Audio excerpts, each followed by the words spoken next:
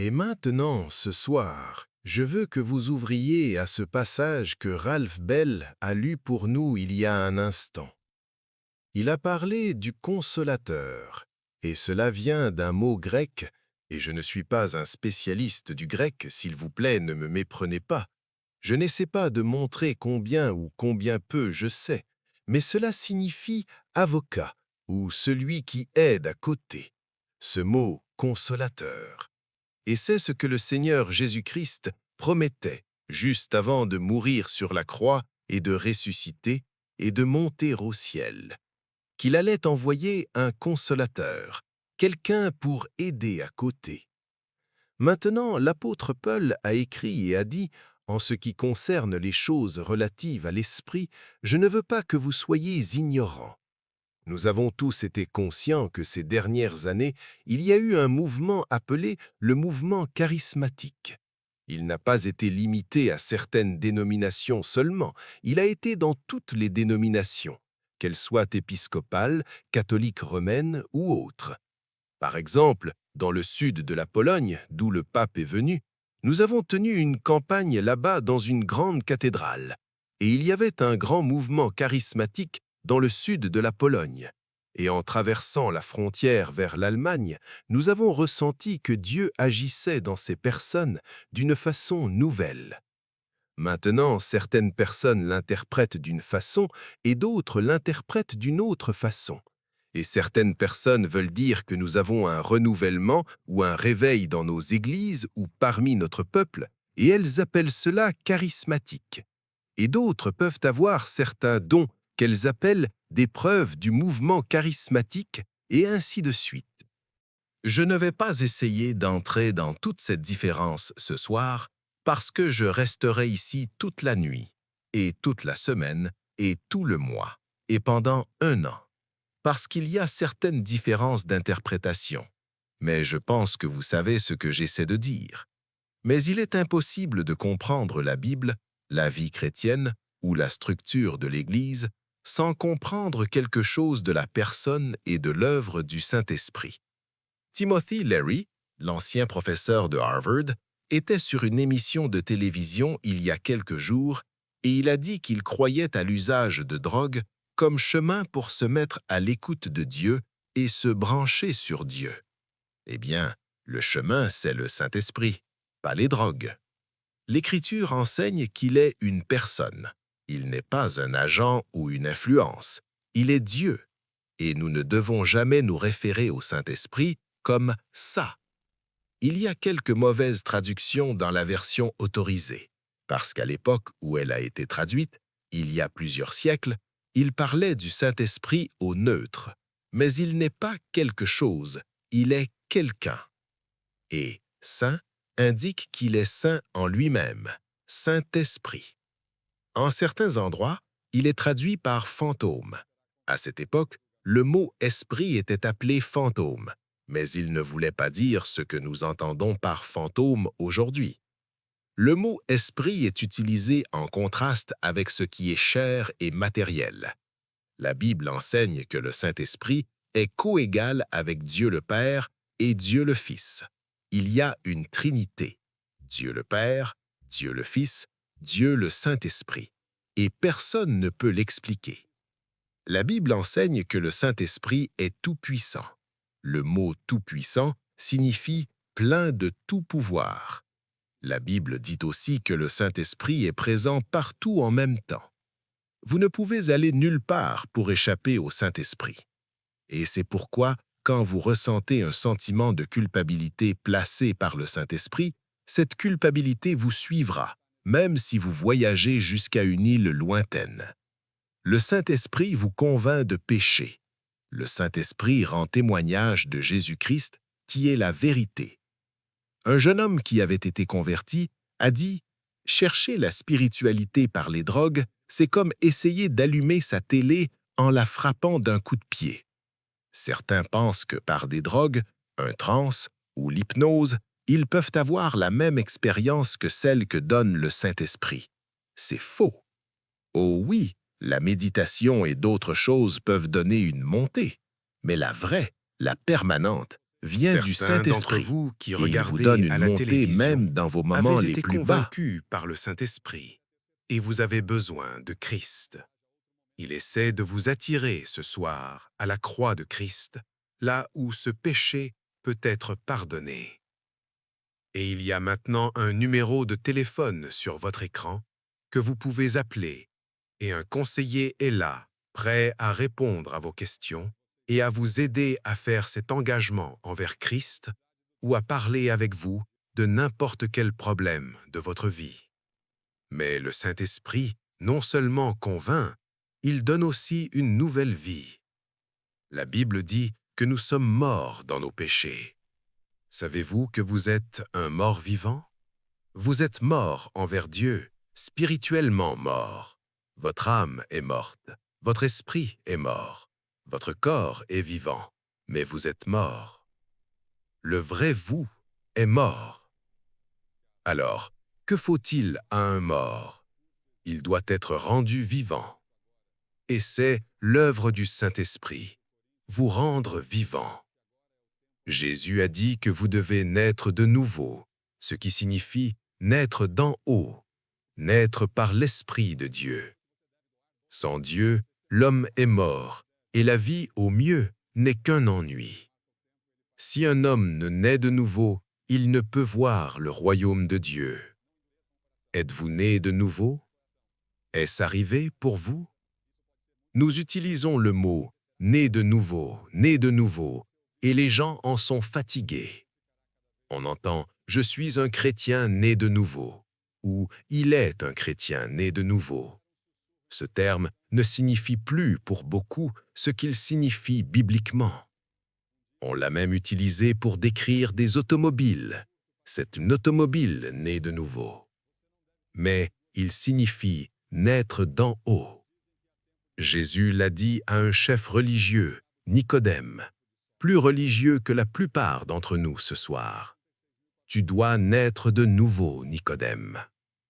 Dieu dit par Ézéchiel, « Je mettrai mon esprit en vous et je vous ferai marcher dans mes statuts. » Jésus a dit, « Il habite avec vous et il sera en vous. » Ne savez-vous pas que vous êtes le temple de Dieu et que l'Esprit de Dieu habite en vous? Le Saint-Esprit vient habiter en vous, et si vous recevez Christ ce soir, le Saint-Esprit viendra habiter en vous, pour vous aider à vivre la vie chrétienne. Il nous donne aussi la puissance pour le service. Mais vous recevrez une puissance quand le Saint-Esprit sera venu sur vous, et vous serez mes témoins. Une puissance surnaturelle. Et je veux vous dire, non pour me vanter, je le dis avec humilité. Je crois que ma prédication, et je ne suis pas un grand prédicateur selon les normes de la prédication, Dieu m'a donné de la puissance dans la prédication, la puissance du Saint-Esprit.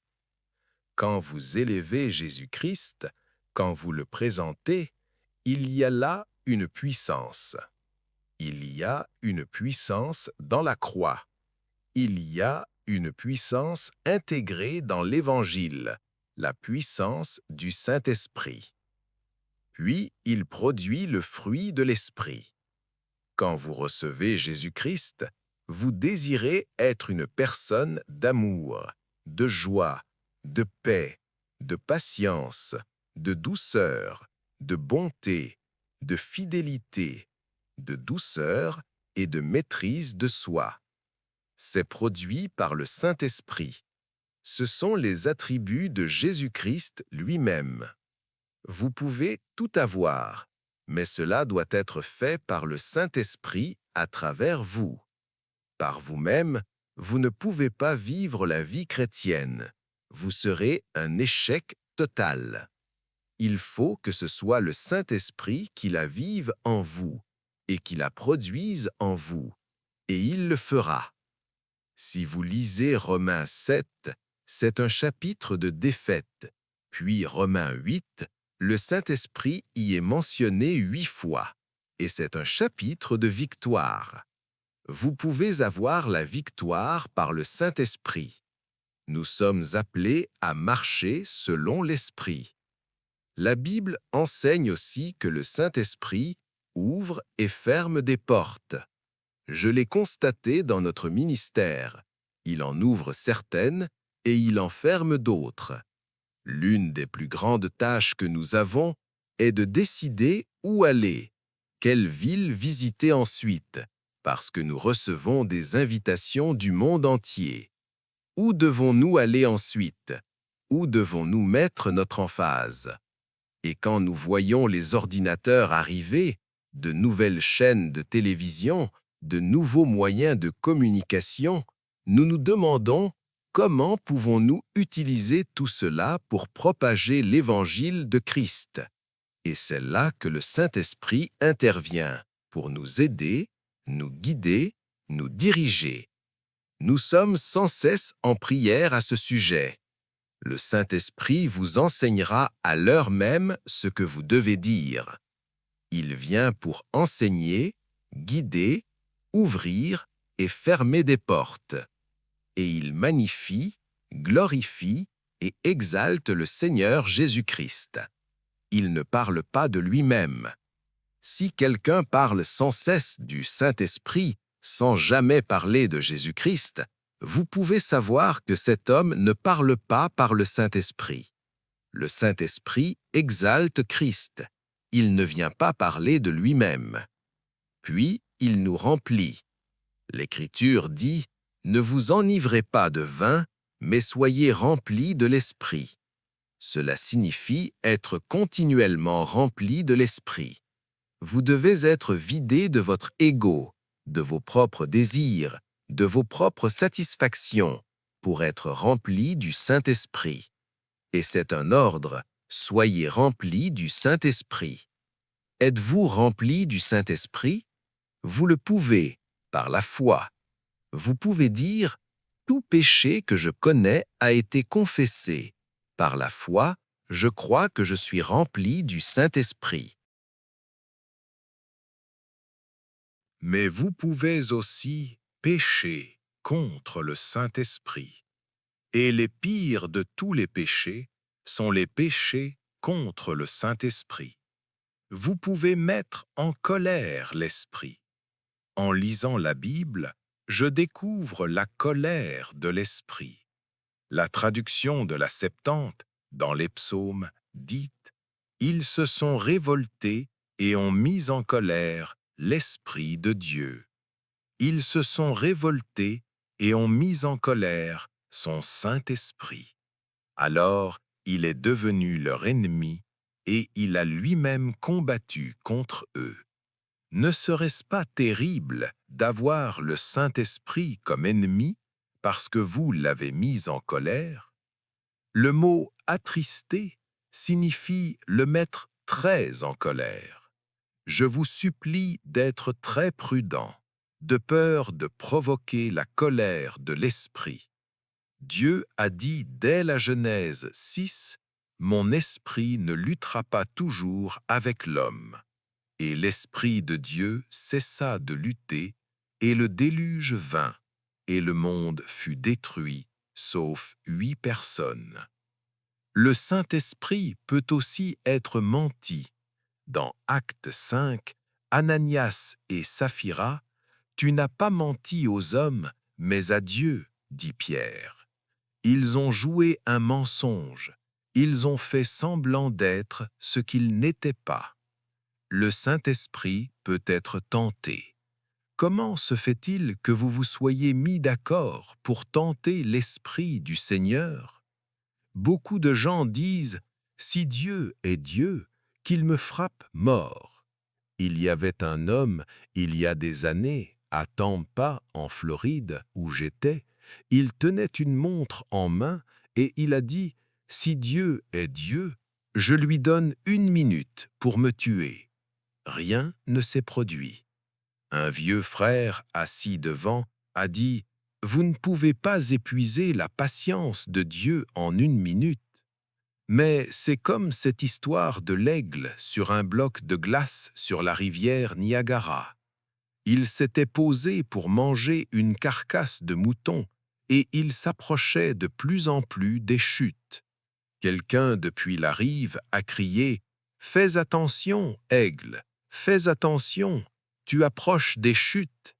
L'aigle pensa « Avec mes fortes ailes, je peux m'envoler quand je veux. » Mais au moment d'ouvrir ses ailes, ses serres étaient gelées dans la glace et il fut emporté en hurlant par-dessus les chutes. Vous pouvez tenter Dieu. Tu ne tenteras pas le Seigneur ton Dieu. Vous pouvez attendre trop longtemps, et il viendra un moment où ce ne sera plus possible. Le Saint-Esprit peut aussi être résisté. Vous résistez toujours au Saint-Esprit, comme vos pères, vous aussi. Certains d'entre vous savent que vous avez besoin de Christ, mais vous avez résisté au Saint-Esprit. C'est un péché contre l'Esprit, un acte solennel de résister au Saint-Esprit. Vous reconnaissez sa voix et pourtant vous ne faites rien. C'est dangereux. Celui qui a méprisé la loi de Moïse meurut sans miséricorde. De combien plus sera le châtiment de celui qui a foulé aux pieds le Fils de Dieu et a outragé l'Esprit de grâce? Ce soir, vous aurez l'occasion de recevoir Christ dans votre cœur et de vous assurer de votre relation avec lui. La Bible dit « Parce qu'il y a de la colère, prends garde, de peur qu'il ne t'enlève par un coup, lorsqu'un grand rachat ne pourra plus te délivrer. Mon esprit ne luttera pas toujours. Il vient un moment où vous allez au-delà d'un certain point, et votre cœur devient si dur que même si le Saint-Esprit vous parle, vous ne pouvez plus entendre. C'est pourquoi la Bible dit « Viens à Christ dans ta jeunesse, avant que les jours mauvais n'arrivent. » Quand ton cœur est tendre, viens à Christ. Chaque fois que tu entends la voix de l'Esprit de Dieu te dire « Viens », tu dois venir, là, maintenant. Tu peux ne jamais avoir ce moment de nouveau. Celui qui endurcit son cœur, après avoir été souligné de nombreuses fois, sera soudain brisé et sans remède. Un de nos amis, ce matin, conduisait. Il roulait très doucement, avec sa femme et sa fille. Un homme qui ne connaissait pas cette route est arrivé par-dessus une colline et a heurté leur voiture. Et avant qu'elle n'arrive à l'hôpital, elle était morte. Ils ne se sont jamais imaginés, ce matin, quand ils se sont levés, une famille heureuse, qu'avant midi, elle serait partie, comme tout arrive si vite. Viens, tant que tu peux.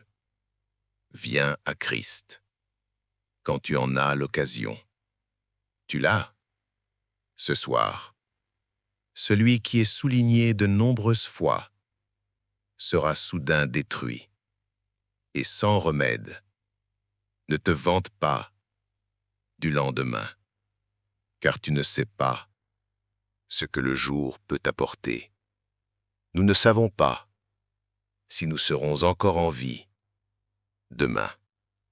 Et même si nous sommes en vie, nous ne savons pas si nous aurons une autre occasion comme celle-ci. Viens, tant que tu peux.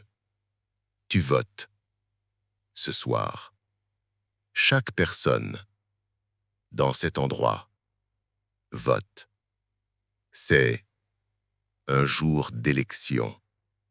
Tu vas voter pour Jésus-Christ ou pour le diable. Tu dis, Jésus, que dois-je faire? avec toi, 3 choses. le Saint-Esprit, Tu dois te en toi. repentir de ton péché, et le Saint-Esprit doit t'aider dans ta repentance. Deuxièmement, par la foi, Tu reçois Jésus-Christ, qui est mort pour toi sur la croix, comme ton Sauveur, ton Seigneur et ton Maître. Troisièmement, tu dois être prêt à lui obéir dans les choses petites comme dans les grandes, tout ce qu'il te montrera dans sa parole. Tu dois être disposé à dire oui à tout cela. Tu dois être prêt à lui remettre ta vie, et il devient le maître, le pilote de ton bateau, le commandant de ton avion. Tu es comme un avion dans le ciel, et tout à coup, la bombe vient, la destruction vient, à moins que tu ne laisses Jésus entrer dans la cabine et devenir le pilote. Il connaît tous les instruments, il a déjà fait la route, il connaît tous les dangers. Remets-lui ta vie. Il t'aidera dans ton mariage, comme tu viens de l'entendre de Johnny et Ken. Remets-lui ta vie comme maître, Seigneur et Sauveur. Si tu as un doute sur ta relation avec Dieu ce soir, assure-toi. Tu peux être comme ce prêtre, dans l'Église, et pourtant pas certain de ta relation avec Dieu. Assure-toi ce soir. Je vais demander à des centaines d'entre vous de faire ce que nous avons vu des centaines faire chaque soir ici à Sacramento. Je vous demande de vous lever de votre siège maintenant et de venir vous tenir devant cette plateforme, symboliquement, et dire « Je veux le recevoir. Je veux savoir que mes péchés sont pardonnés, que j'ai la vie éternelle, que je suis prêt à rencontrer Dieu. » Pourquoi je vous demande de venir?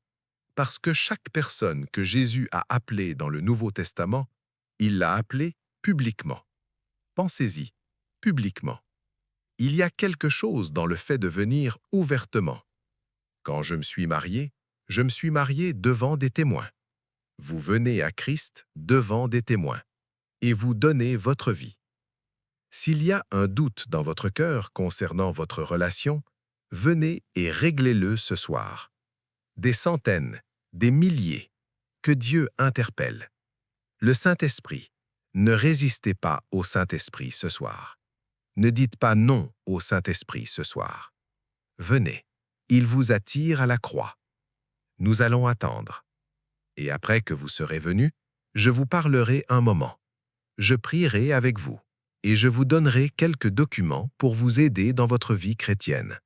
C'est très important que vous fassiez cela et important que vous veniez. Après, vous pourrez retourner à vos places. Vos amis vous attendront. Si vous êtes venus en autobus ou avec un groupe, ils attendront. Mais venez, réglez cela ce soir. N'attendez pas une minute plus. Il se peut qu'il n'y ait plus de temps pour vous.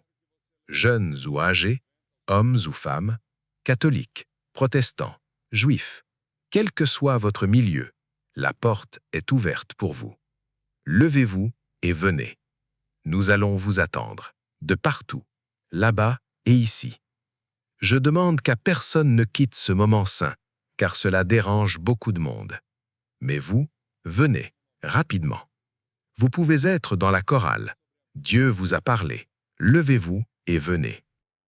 Jésus-Christ a promis qu'il reviendra sur la terre.